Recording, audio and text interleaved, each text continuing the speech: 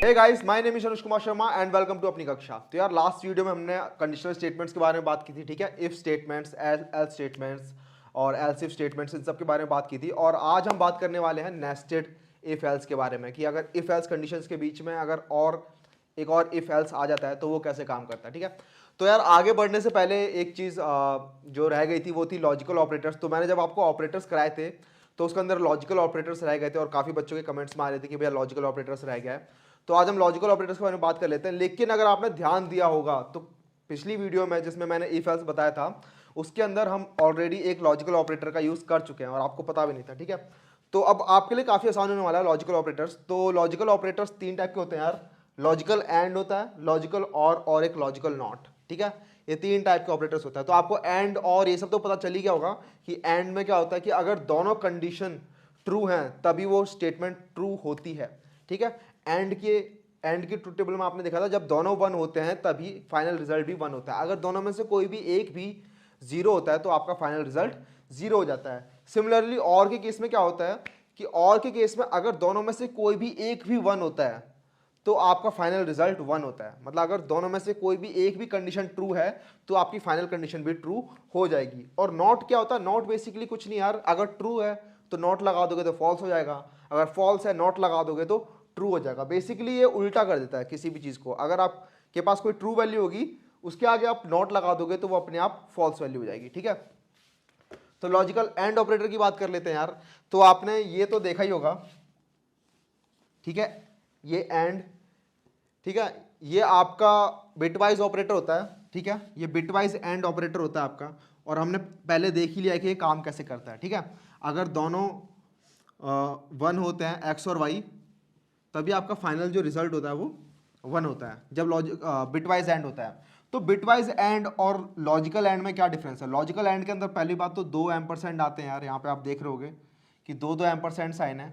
और एक खास बात इसकी ये होती है कि इसके अंदर दो कंडीशन आप डालते हो, ठीक है, एक्स और वाई डालते हो। लेकिन लॉजिकल एंड ये चेक करता है कि अगर दोनों में से कोई भी अगर जीरो होती है ना, सपोज पहली कंडीशन जीरो मिल गई इसे, ठीक है, अगर पहली कंडीशन इसे जीरो मिल गई तो ये दूसरी कंडीशन को चेक भी नहीं करेगा, क्योंकि इसे पता है कि अगर कोई एक भी कंडीशन जीरो है तो आपका फाइनल रिजल्ट भी जीरो हो जाने वाला है। तो अगर इसको दिख गया पहली कंडीशन जीरो है तो लॉजिकल एंड ऑपरेटर्स के केस में आपकी दूसरी कंडीशन चेक नहीं होती, ठीक है। एक तो ये हो गया, और साथ में बिटवाइज एंड जो होते हैं, जो बिटवाइज ऑपरेटर होते हैं, वो मैंने आपको बताया था वो बिट्स पे काम करते हैं, ठीक है, वो बिट्स के साथ खेलते हैं। लेकिन जो लॉजिकल एंड्स होते हैं, वो लॉजिकल ऑपरेटर्स होते हैं, वो लॉजिक्स के साथ खेलते हैं। Basically conditions, if condition, sorry, basically आपकी वो ट्रू और फॉल्स इन सब के साथ खेलते हैं, ठीक है, लॉजिक्स के साथ खेलते हैं। तो ये लॉजिक्स में यूज होता है और ये बिट्स में यूज होता है, ठीक है। तो डिफरेंस आपको यहाँ पता चल गया होगा कि अगर आपका नॉर्मल ये एंड ऑपरेटर होता है, जो आपका बिटवाइज एंड ऑपरेटर होता है, वो दोनों कंडीशन को चेक करेगा। अगर यहाँ पे 0 1 होगा तो वो देखेगा अच्छा 0 है तो फर्क नहीं पड़ता, इसे वो 1 को भी चेक करेगा और वो दोनों को देख के अपना फाइनल डिसीजन लेगा कि हाँ ये 0 होगा। लेकिन अगर आप लॉजिकल एंड यूज करते हो तो वो क्या करेगा, वो पहले ही चेक करेगा अच्छा अगर ये 0 है तो वो फाइनल रिजल्ट उसी टाइम 0 दे देगा और इसको चेक भी नहीं करेगा, ठीक है। अच्छा अगर 1 0 होगा तो इसको चेक करना पड़ेगा, क्यों? क्योंकि अगर ये 1 है तो डिसीजन कहाँ चले जाता है इसके पास कि अगर ये भी 1 हुआ तब तो आपका 1 हो जाएगा, अगर ये 0 हुआ तो ये 0 हो जाएगा, ठीक है। तो ये आगे बढ़ेगा इस केस में। तो दोनों की ट्रुथ टेबल एकदम सेम होती है, दोनों एंड ऑपरेशन है बेसिकली। बट लॉजिकल एंड के केस में आप लॉजिक्स के साथ खेलते हो, ट्रू और फॉल्स वैल्यू के साथ, और बिटवाइज एंड के केस में आप बिट्स के साथ खेलते हो, ठीक है, 1 और 0 के साथ। तो एक बार एक एग्जांपल से समझ लेते हैं यार कि लॉजिकल एंड कैसे काम करता है, ठीक है। तो यार इक्लिप्स खोल लेते हैं, इसके अंदर सोर्स में गया और यहाँ पे मैंने ऑपरेटर्स के नाम से पहले से ही बना रखा है एक पैकेज, और इसके अंदर आप यहाँ देखोगे एक लॉजिकल ऑपरेटर करके क्लास है जो मैंने यहाँ पे ओपन कर रखी है, ठीक है। तो एक लॉजिकल ऑपरेटर की क्लास बना ली है, आपको क्लास बनाना अब तक आ ही गया होगा। तो सपोज आपको चेक करना है कि कोई नंबर जो है वो एक रेंज में लाइक करता है कि नहीं करता है। सपोज आपको देखना है कि कोई जो नंबर है वो आपका 1 से लेकर 100 के बीच में लाइक करता है कि नहीं करता है। तो उसके लिए आप क्या चेक करोगे यार कि आपको पता है कोई नंबर 1 से 100 के बीच में लाइक कब करेगा। ये सपोज आपका 1 है नंबर लाइन के ऊपर और ये आपका 100 है, कोई नंबर इस रेंज में कब लाइक करेगा? जब वो नंबर 1 से बड़ा हो और 100 से छोटा हो, ठीक है। कोई नंबर अगर 1 से बड़ा होगा और 100 से छोटा होगा तो वो नंबर अपने आप ही इस रेंज में लाइक कर जाएगा, ठीक है। तो वो देखते हैं आप कोड में कैसे करते हो। तो ऐसी ही कंडीशन आपकी पिछले लेक्चर में बताई दी थी मैंने, बट एक बार यहाँ पे भी देख लेते हैं। सपोज एक नंबर मैंने बनाया, int number equals to let's say 45, ठीक है। एक नंबर नाम का वेरिएबल बनाया मैंने और उसके अंदर 45 वैल्यू डाल दी, और आपको चेक करना है कि ये नंबर 1 से 100 के बीच में लाइक करता है कि नहीं करता है। तो आप क्या करोगे, इफ़ कंडीशन आपको पता ही है, इफ़ कंडीशन क्या करती है। तो इफ़ के अंदर मैं सपोज दो कंडीशंस डालूंगा यहाँ पे। If number is greater than equals to 1, कि नंबर आपका 1 है या उससे बड़ा है, तब एंड, ठीक है। यहाँ पर 2 बार एंड लगाएंगे। 2 बार एंड लगाने से क्या होगा, अगर पहली कंडीशन ट्रू मिल गई इसे तो वो दूसरी कंडीशन को चेक भी नहीं करेगा, ठीक है। If number is greater than equals to 1 and number is less than equals to 100, कि अगर आपका नंबर 1 से बड़ा है और अगर आपका नंबर 100 से छोटा है तभी ये पूरा का पूरा ट्रू होगा। तो यहाँ पे आपको दिख गया होगा यहाँ पे ये एंड, ये आपका लॉजिकल एंड ऑपरेटर हो गया, ठीक है। तो इस केस में आप क्या करोगे, सिस आउट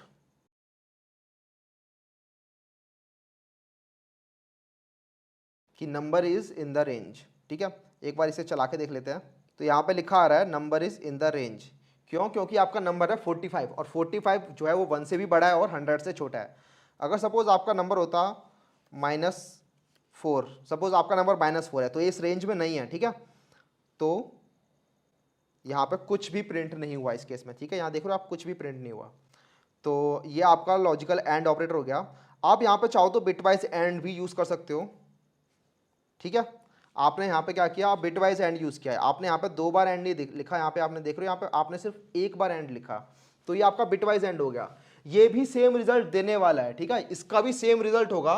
इसके केस में क्या होता है, दोनों कंडीशन चेक होती हैं। तो वो देखेगा अगर पहली कंडीशन 0 दे रही है तब भी वो दूसरी कंडीशन को चेक करेगा। दोनों में कुछ फर्क नहीं है, बस इतना छोटा सा फर्क आता है। दोबारा यहाँ पे कुछ प्रिंट नहीं हुआ, और अगर यहाँ पे सपोज 40 होता तो यहाँ पे लिखा रहा है number is in the range. तो यहाँ पे इसने भी सेम रिजल्ट दिया है, बस इसने दोनों कंडीशन चेक करी है, ठीक है। तो ये आपका हो गया लॉजिकल एंड। इसी तरीके से यार आपका लॉजिकल और ऑपरेटर होता है। तो लॉजिकल और को भी समझ लेते हैं यार एक एग्जांपल के साथ। तो आप सपोज आप बोर्ड एग्जाम कब देते हो, आप बोर्ड एग्जाम देते हो जब आपके 10th में होते हो या 12th में होते हो, ठीक है। 10th या 12th में आजकल बोर्ड एग्जाम होता है। तो अगर सपोज आपको ऐसा कुछ अपने यहाँ पे प्रोग्राम में चलाना है, तो सपोज आप यहाँ पे लिखते हो कि ग्रेड, ठीक है। ग्रेड आपकी हो गई 11th, ठीक है। आप 11th ग्रेड में हो और आप चेक करना चाहते हो कि आप बोर्ड दे सकते हो कि नहीं दे सकते। तो उसके लिए आप क्या करोगे, if grade is equal to 10, कि अगर आपका ग्रेड 10 है या फिर मतलब और ग्रेड आपका 12th है, या फिर मतलब और अगर दोनों में से कोई भी ग्रेड होगा तो आप इजीली बोर्ड एग्जाम दे सकते हो। तो यहाँ पे प्रिंट कर देंगे हम सिस आउट कंट्रोल स्पेस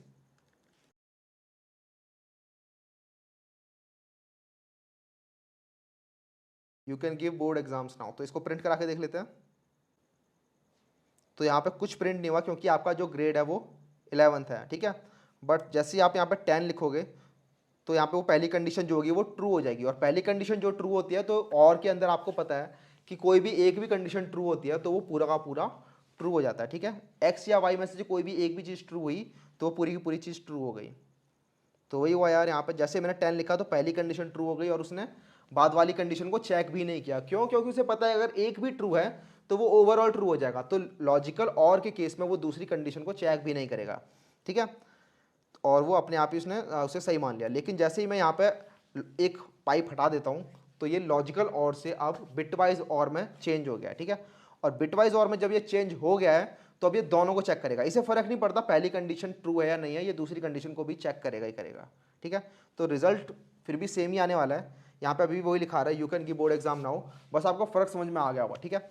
अब आपका एक नया ऑपरेटर है, उसे हम कहते हैं लॉजिकल नॉट ऑपरेटर, ठीक है। अब वो कैसे काम करता है वो जरा देख लेते हैं। तो जब आप 10th में हो या फिर जब आप 12th में हो तब आप बोर्ड एग्जाम दे सकते हो, लेकिन आप बोर्ड एग्जाम कब नहीं दे सकते, जब आप 10th में या 12th में नहीं हो, ठीक है। तो अगर आपको इस चीज़ को चलाना है तो आप क्या करोगे, यहाँ पर मैंने लिख दिया you can not give board exam now, ठीक है। तो ये तो क्या करेगा, 10th और 12th में होंगे तो बोर्ड एग्जाम नहीं देने देगा। लेकिन हम ऐसा नहीं चाहते, हम क्या चाहते हैं, इस ओवरऑल कंडीशन को फॉल्स करना चाहते हैं। तो उसके लिए हम क्या करेंगे, एक बड़ा सा ब्रैकेट लगाएंगे ठीक है, बड़ा सा पैरेंथेसिस इस पूरी की पूरी कंडीशन के ऊपर, ठीक है। और इस कंडीशन के बाहर यहाँ पर मैंने ये नॉट लगा दिया, ठीक है। ये नॉट देख रहे हो, ये एक्सक्लेमेशन साइन, ये आपका होता है लॉजिकल नॉट, तो मैंने ये यहाँ पे लगा दिया। तो जब ये 10th या 12th में से कुछ भी होगा तो उसके ओवरऑल पर नॉट लग जाएगा और ये बोल देगा कि आप एग्जाम नहीं दे सकते। इसे एग्जाम्पल से देख लेते हैं। सपोज आप 11th क्लास में हो, ठीक है, तो आप बोर्ड एग्जाम नहीं दे सकते, ठीक है। तो अब यहाँ पर लिखा रहा है you can not give board exam now, जब आपका ग्रेड 11 है यहाँ पे।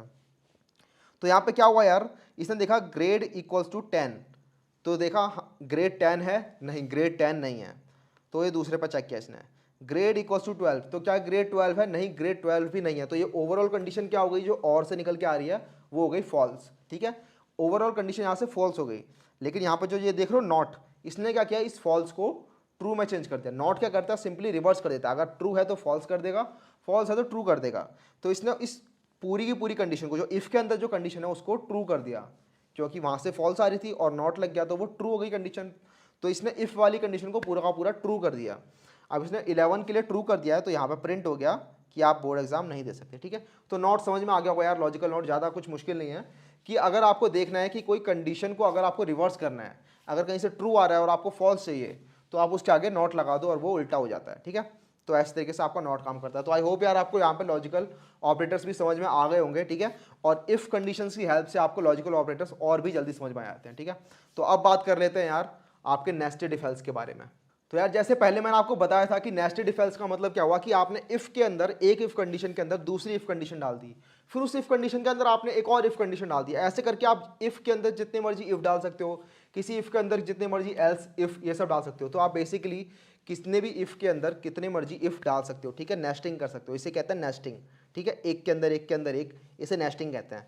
जैसा आप मेरी स्क्रीन पे आप देख पा रहे होगे कि इफ, ये वाला जो इफ ब्लॉक है जो बड़ा वाला, इसके अंदर मैंने एक इफ एल्स डाल रखा है, ठीक है। इस इफ ब्लॉक के अंदर मैंने एक इफ एल्स ब्लॉक डाल रखा है। तो यहाँ पे क्या हो रहा है, यहाँ पे इफ कंडीशन 1, अगर पहली कंडीशन ट्रू होगी तो ये वाला ब्लॉक चलेगा, block of code to be executed if condition 1 is true. अगर कंडीशन 1 ट्रू होगी तो ये वाला ब्लॉक चलेगा, जो इस वाले इफ और इसके नीचे इसके अंदर वाले इफ के बीच में जो ब्लॉक होगा, ठीक है। अब दूसरे वाले इफ ब्लॉक में आए, अगर कंडीशन टू भी ट्रू है, अगर कंडीशन 1 और कंडीशन 2 दोनों की दोनों ट्रू हैं, तो ये वाला ब्लॉक चलेगा जो इस वाले इफ के अंदर है, ठीक है। ये वाला block of code to be executed if condition 1 and condition 2 are true. अगर ये दोनों कंडीशन ट्रू हैं तब ये वाला ब्लॉक चलेगा। और ये अगर ये वाला एल्स ब्लॉक कब चलेगा, जब आपकी कंडीशन 1 तो ट्रू है, क्योंकि आप इसके अंदर आए, आप इस बड़े वाले ब्लॉक के अंदर तो तभी आए ना जब आपकी कंडीशन 1 ट्रू है। तो आपकी कंडीशन 1 ट्रू है लेकिन कंडीशन 2 आपकी फॉल्स है। कंडीशन 1 ट्रू है लेकिन कंडीशन 2 फॉल्स है, तो इसलिए कंडीशन 2 का एल्स ब्लॉक चल जाएगा। और ये वाला ब्लॉक ऑफ कोड तभी एग्जीक्यूट होगा जब आपकी कंडीशन 1 ट्रू है और कंडीशन 2 जो है वो फॉल्स है, ठीक है। तो नेस्टिंग ऐसे होती है यार, किसी भी इफ के अंदर आप जितने मर्जी इफ डाल सकते हो। तो आपके कई बार प्रोग्रामिंग में ऐसे काफ़ी सारे केसेस आते हैं जब आप नेस्टिंग चाहते हो, जब आप चाहते हो कि अच्छा ये कंडीशन ट्रू है तो क्या ये भी कंडीशन ट्रू है, अच्छा ये कंडीशन ट्रू है तो क्या ये भी कंडीशन ट्रू है। ऐसे करते करते आप काफ़ी अंदर तक चले जाते हो और तब आपको रिजल्ट मिलता है, ठीक है। एक बार इसे कोडिंग की हेल्प से देख लेते हैं कि एक्चुअली काम कैसे करता है नेस्टिंग। तो मैं अपने इक्लिप्स में आया यार, मैंने यहाँ पे कंडीशनल स्टेटमेंट्स के अंदर आया और इसके अंदर एक नई क्लास बना लेते हैं, न्यू क्लास। इस क्लास का नाम दे देते हैं नेस्टेड इफ एल्स। और इसके अंदर मेन मेथड चाहिए तो पब्लिक स्टैटिक वॉइड मेन को चेक कर दिया, फिनिश।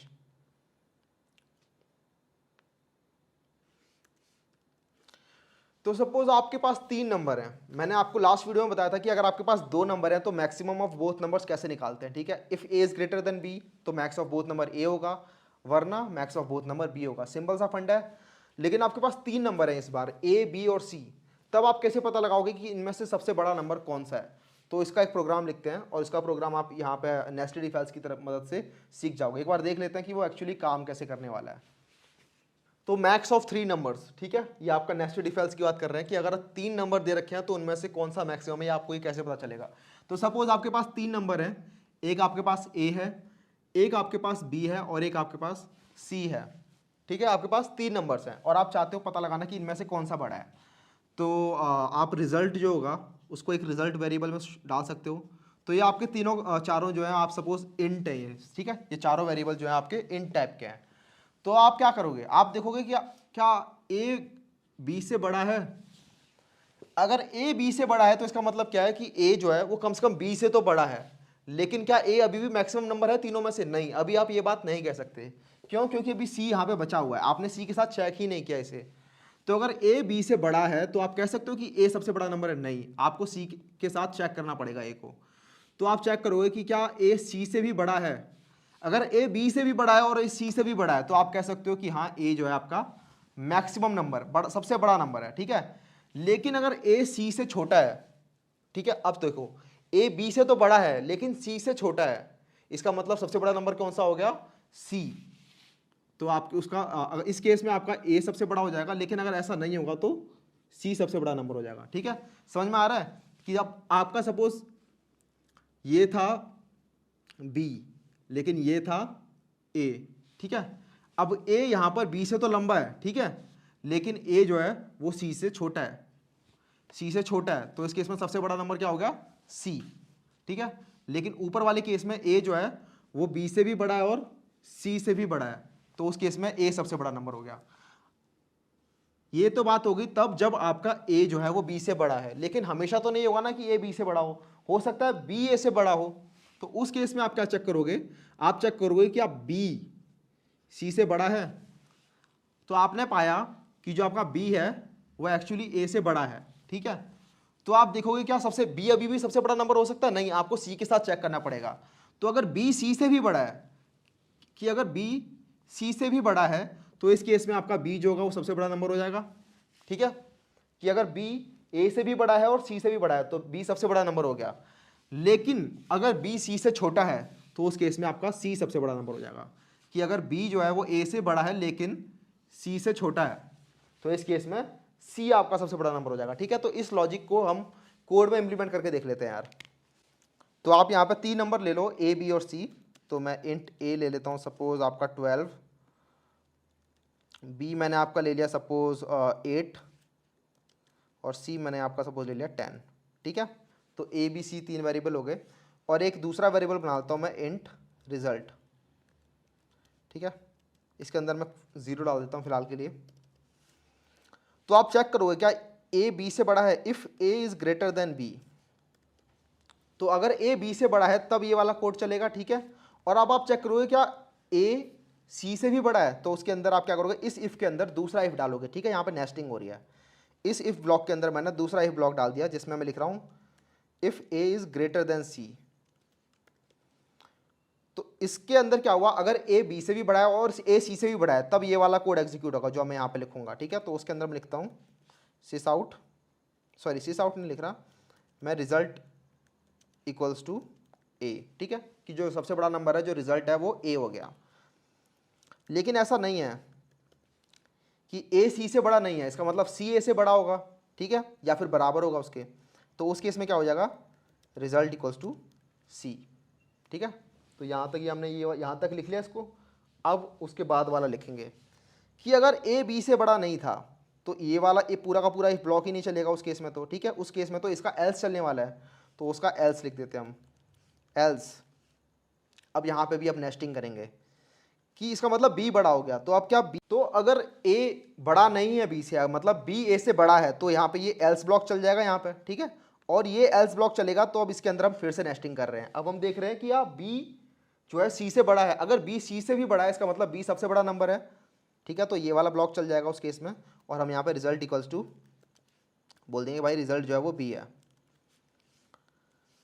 लेकिन ऐसा नहीं है, अगर इसका मतलब C B से बड़ा है, अब C B से भी बड़ा है और B A से बड़ा है, तो सबसे बड़ा नंबर हो गया C, ठीक है। तो रिजल्ट हो गया उस केस में C। तो ये पूरा का पूरा जो मैंने आपको यहाँ समझाया था वो मैंने पूरा का पूरा यहाँ पे कोड कर दिया है और यहाँ पे नेस्टेड इफ एल्स लग रहा है कि इस एक इफ के अंदर दूसरा इफ, एक इफ के अंदर दूसरा इफ, इसे कहते हैं नेस्टिंग। और हम यहाँ पे सिंपली रिजल्ट को प्रिंट कर देंगे sys out control space largest of the 3 numbers is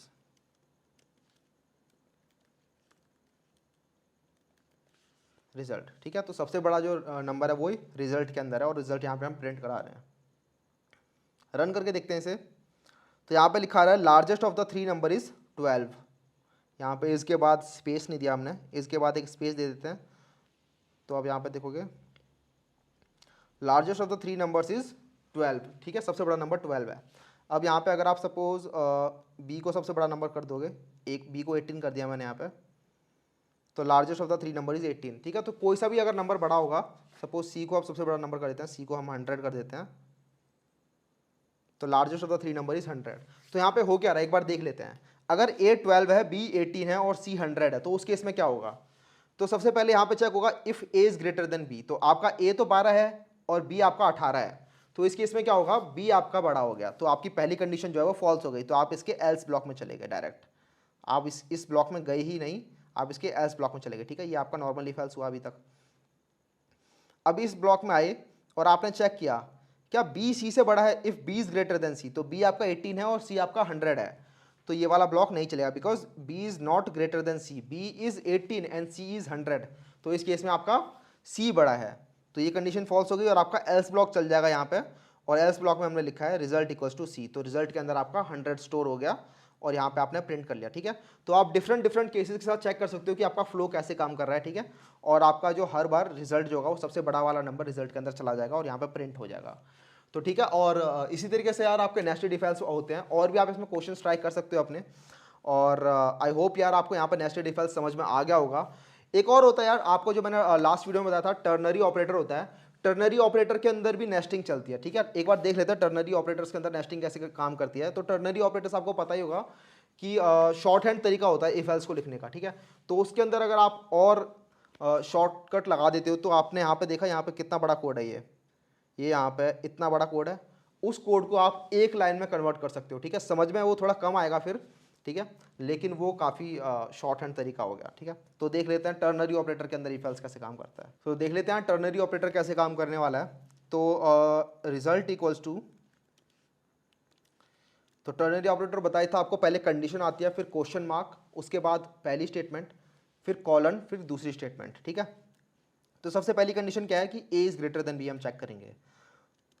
तो अगर ए बी से बड़ा है तो मतलब क्वेश्चन मार्क। अब इसके बाद पहली चीज़, अगर ए बी से बड़ा है तो हम क्या चेक करना चाहते हैं, क्या ए सी से भी बड़ा है।